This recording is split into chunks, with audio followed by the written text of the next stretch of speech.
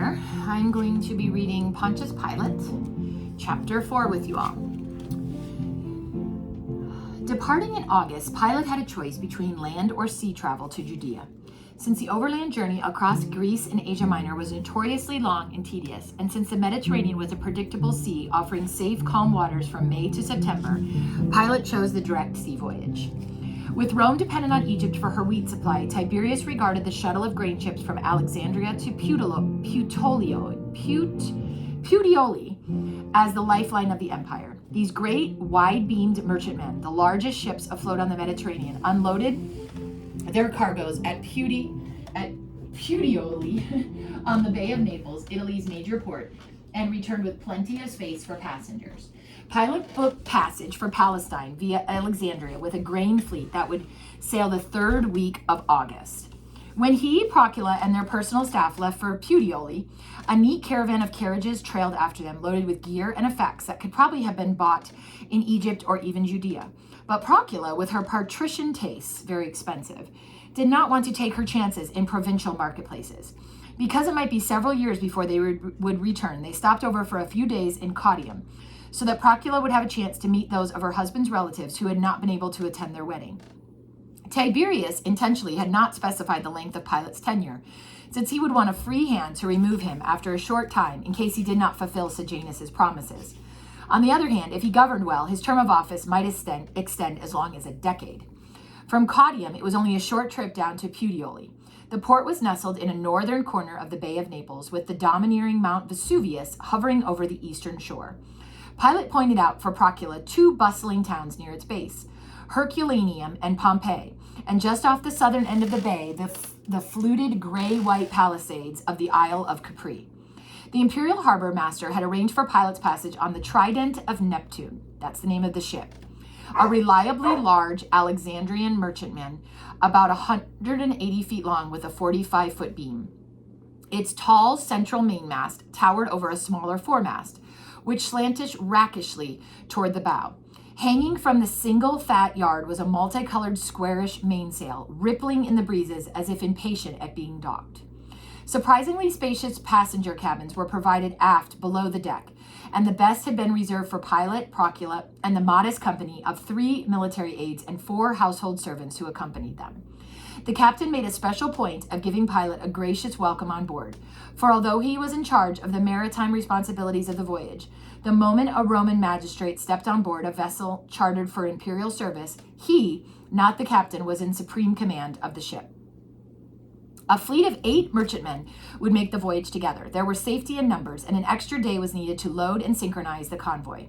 Just before sailing, an honor guard of praetorians marched into the wharf to bid Pilate farewell and present personal gifts from the imperial party at Capri.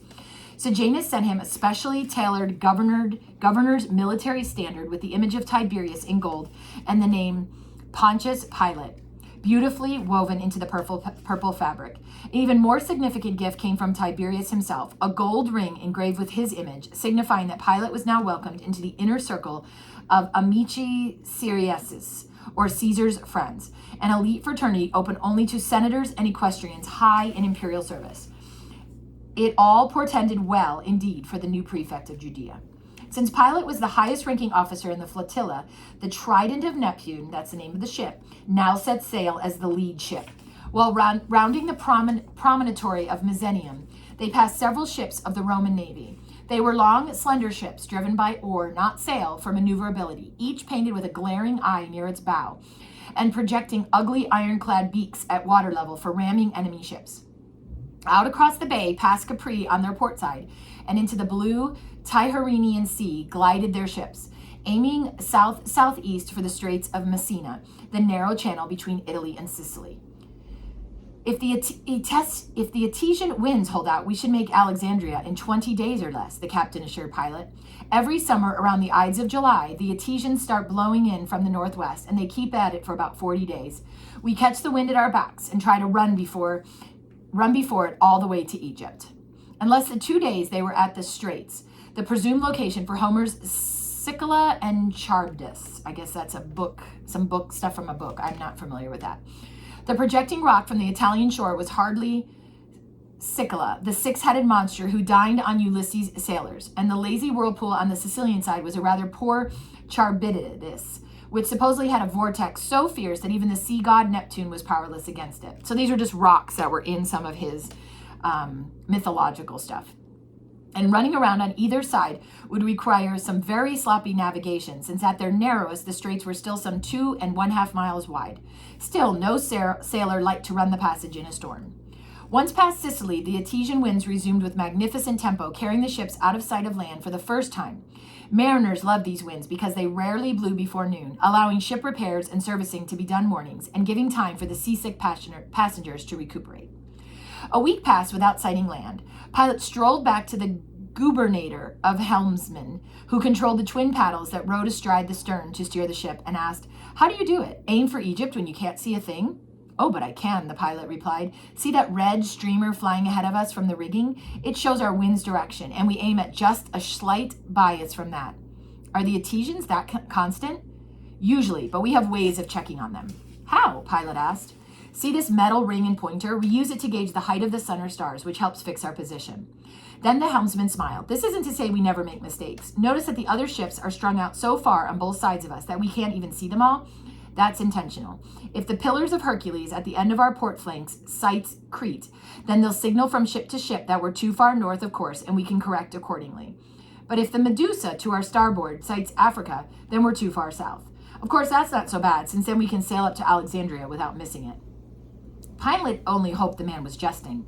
At any rate, no warnings were flashed from the other ships. Evidently, they were making a proper passage. Procula was not a very good sailor. Her maritime experience had been limited to a rowboat excursion on Lake Nemi near Rome, and she was having trouble riding up and down with the choppy Mediterranean rollers. Even before Sicily, she had a touch of nausea, but that was as nothing compared with the lingering siege of seasickness that set in at mid-sea. Pilate pleaded with the ship's officers for remedies, but every concoction from the gallery confidently served to Procula. She swallowed only temporarily and then surrendered it to the Mediterranean. The one expedient which worked, she discovered for herself. In the mornings, when the sea was calmer, she sat outside amidships and tried to imagine herself back in Rome. On the evening of the 18th day came a glimmer of hope that her sufferings might end. The forewatch on the Trident called out, "Ho, Pharos ahead!" Straining his eyes, Pilate could see only a tiny blemish of luminous orange on the southeastern horizon. But that speck grew in intensity and started flickering like the flame it was. Later on, many other lights came into view, all considerably lower than the original fireball, which now looked like the moon blazing out of control in some cosmic catastrophe. "Ave Pharos! Ave Pharos!" The sailors reverently called out to the towering display of man-made pyrotechnics, which was the Pharos lighthouse at Alexandria. The Trident assumed a steep list as passengers, list is kind of like a tip, as passengers crowded the starboard rail to see one of the 7 wonders of the world. But the good-natured helmsman claimed this list only assisted his sharp turn between the breakwaters into the great harbor of Alexandria. The colossal lighthouse soared a staggering 400 feet into the Egyptian night. Since it was constructed throughout of milk-colored marble, Pilate and Procula had no trouble discerning its great square base rising from a harbor island, the octagonal midsection, and its pillared upper stage. At the apex, a continual fire of pine logs blazed in front of highly polished metal mirrors to signal ships many miles at sea. Even more impressive than its obvious height was its age. By now, the Pharos was 300 years old, yet in perfect repair. Since it was too late in the evening to make other arrangements, Pilate and his staff decided to stay on board the ship for the night. Early the next morning, a company of Roman soldiers, marching in their unmistakable cadence, clattered into the creaking deck of the Trident. "Pontius Pilate, please identify yourself," their centurion announced, his helmet pulled low over his forehead. "I am he," replied Pilate as he stepped out of the rear cabin. "You, sir, are under arrest." The centurion spat out the words with frigid formality. "You have violated the emperor's specific orders that no Roman of senatorial or higher equestrian rank is to set foot in Egypt without its written consent. This regulation was first made by the divine Augustus to safeguard the grain supply from interference by..." "But I have such written permission, centurion." "Let me see it." Pilate retrieved the document from his cabin quarters, and the centurion spent some time scrutinizing it. Pilate studied his face more closely, then reached over to push up his helmet. "Gaius Galerius," he shouted. "Pilate," laughed the pseudo-centurion as the two clasped arms. "And what might the prefect of Upper and Lower Egypt be doing in the costume of a lowly centurion?" "You don't sound appreciative, Pilate. I've been scheming for days in order to provide you with this reception." Galerius, I've not had my nose tweaked so well since we served together with the 12th in Syria. And now you're at the summit of success. Imagine, ruler of Egypt, successor of the pharaohs. Only as representative of Tiberius, or we'll haul you up for treason too, Galerius chuckled. So it was all just a joke. And who is this incarnation of Venus? Perhaps Cleopatra, freshly revived, come to reclaim her Egypt? Guys, this is Procula, my bride of 4 months, said Pilate with quiet pride. May it go well with you, she smiled. And with you, Galerius bowed gracefully. Now, Pilate, your ship for Judea doesn't leave until next week, so I'd be delighted to have you as my guest at the palace of the Ptolemies, just across the harbor there, he pointed. Somewhere among its 150 rooms, we just might be able to find enough space for your staff as well. They cheerfully accepted Galerius' hospitality and spent a delightful week in the city that was second only to Rome, for Alexandria had replaced Athens as cultural capital of the East.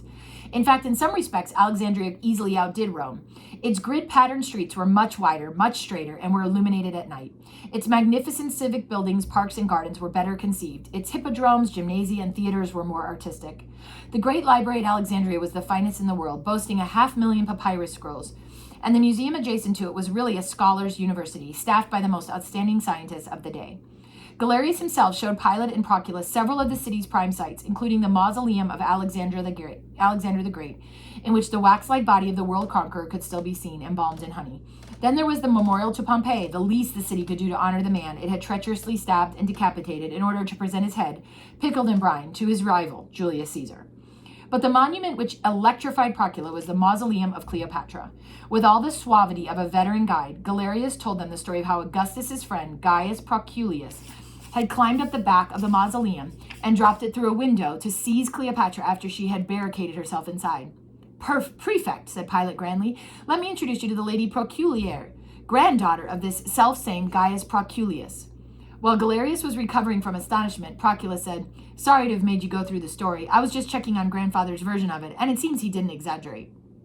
Toward the close of their stay in Alexandria, Pilate casually hinted that they had seen all the monuments, but few of the people. Galerius responded by hauling them through the various ghettos of the city, and Pilate soon discovered that there was not one Alexandria, but at least 8. The city is an Egyptian, Greek, Roman, Jewish, Cyrenian, Anatolian, Syrian, Phoenician conglomeration, Galerius commented, and trying to keep peace in this ethnic maelstrom is next to impossible. Small riots we have every year, but why no general insurrection has broken out? Only the great Father of the gods knows. Pilate asked, is it true that there are more Jews in Alexandria than in Jerusalem? Easily. You see that section of the city over there? He pointed southeastward to an area not far from the palace veranda. That's the Jewish quarter of Alexandria, a city within a city. Any trouble from them? Not really. Oh, some Alexandrians hate them, and it may come to bloodshed one of these years. But generally, they've been a commercial and cultural success here. They have citizenship and their own ethnarch to take care of internal affairs. But why don't we drop over to visit the Jewish quarters? It's the only district we've missed. Besides, you can get a preview of your future subjects. This was not Pilate's first contact with the Jewish community. Back in Rome, he had visited the Jewish colony across the Tiber in Ward 14 and had been repelled by the bad living conditions and low economic level of the district, a ghetto of petty shopkeepers, peddlers, and prostitutes. But the Jewish quarter of Alexandria was a surprise. The section had attractive dwellings with pleasant gardens and even pools. And Pilate and Galerius had visited several synagogues, a rabbinical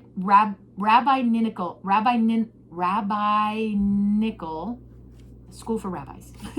And the marketplace, the picture of a proud, well-organized, and thriving community was unmistakable. Alexandria would seem to prove then that Jews can live happily under Roman administration, Pilate concluded. Of course. Rome's policy until Tiberius was even pro-Jewish, Galerius said. Jew and Roman certainly started out as friends. It all began when a Syrian king, who modestly called himself Antiochus God Manifest, tried to absorb Egypt and was ordered by Pontius, our agent in Alexandria. The king said he'd have to think it over first. Pompilius took his swagger stick, drew a circle in the sand around Antiochus's feet, and said, decide before you step outside that circle. The God Manifest was last seen running back north. But he took his humiliation out on the Jews and tried to set up a pagan cult in the Jerusalem temple itself.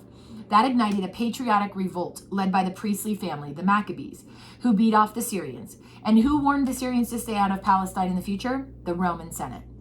He went on to explain that early as 161 BC, Rome even drew up an alliance with Judea, which actually held the Syrians at bay. Though it was part of Rome's usual policy in championing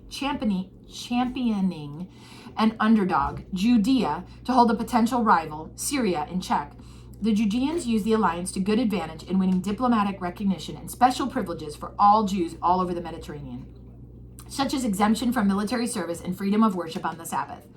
Only when later Maccabean princes failed to renew the alliance did Judeo-Roman relations change from friendship to suspicion, to the kind of animosity which brought Pompey's invasion in 63 BC. And even after Pompey conquered Judea, Galerius argued, friendship between Rome and Jerusalem was still possible. Pompey took not one shekel from the temple treasury, but ordered the sanctuary cleansed and sacrifices resumed the next day. For that matter, said Pilate, Julius Caesar himself proved Roman-Jewish friendship. Oh, Caesar was very Judeophile. He had every reason to be, you know. Jews saved his life when he was here in Alexandria chasing down Pompey. The Egyptian army surrounded Caesar's pathetically small force of Romans just near the harbor over there. Galerius pointed. It was a nasty siege, the closest Caesar ever came to defeat. Only one man saved him, Antipater of Judea.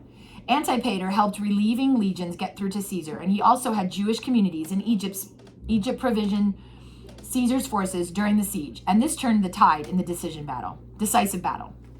This is the Antipater who was father of Herod the Great, Pilate inquired. Right. Small wonder that the Jews in the house of Antipater would stand high in Caesar's favor. Yes, since Caesar conferred extraordinary privileges on the Jews, Judea was freed from Roman tribute, immunized from taxation, and no soldiers were to be raised or quartered in Judea, the highest favors accorded any state under Rome's control. Which explains the long lines of grieving Jews who visited Caesar's grave months after the Ides of March. Pilate reflected for several moments. Then he said, your lessons in Jewish history, Gaius, have been far better than what I'd learned from supposed experts in Rome. You never learn anything until you get on the scene, Pilate.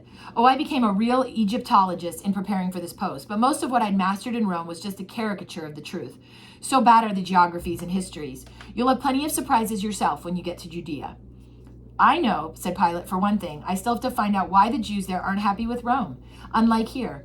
But it's comforting to know that you and 2 Roman legions will be next door in case Judea breaks into revolt. I understand I'm allowed all of 4 or 5 cohorts.